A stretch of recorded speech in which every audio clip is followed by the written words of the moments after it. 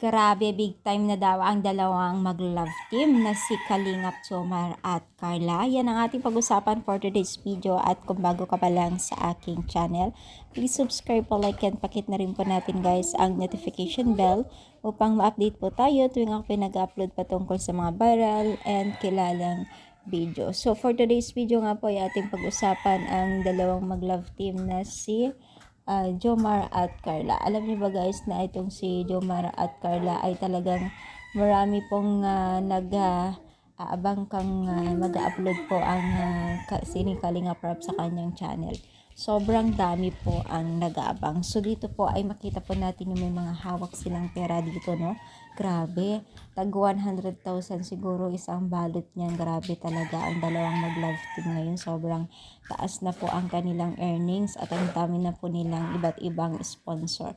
Kaya naman po hindi nakakapagtaka kung bakit dami ng pagbabago ni Carla, financial, mga passion niya, at nakakapunta sa iba't ibang bansa na, di ba?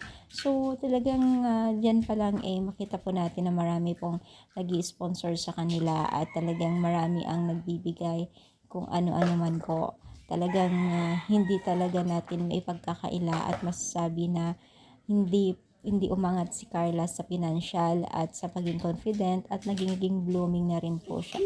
Kung makikita nyo, blooming na blooming po ang kanyang festlock. Talagang ibig sabihin talagang kampante na at talagang wala siyang problema sa kanyang pamilya, kung saan talagang blessing po ang kanilang lahat na tatanggap ngayon. Maraming natutuwa sa kanya dahil napakalaki na rin po ang pagbabago niya. Ngayon ay ang taas ng confidence sa kanyang sarili. So ano masasabi ninyo? I-comment down, palike po ang ating video. Thank you, more power, and God bless all guys.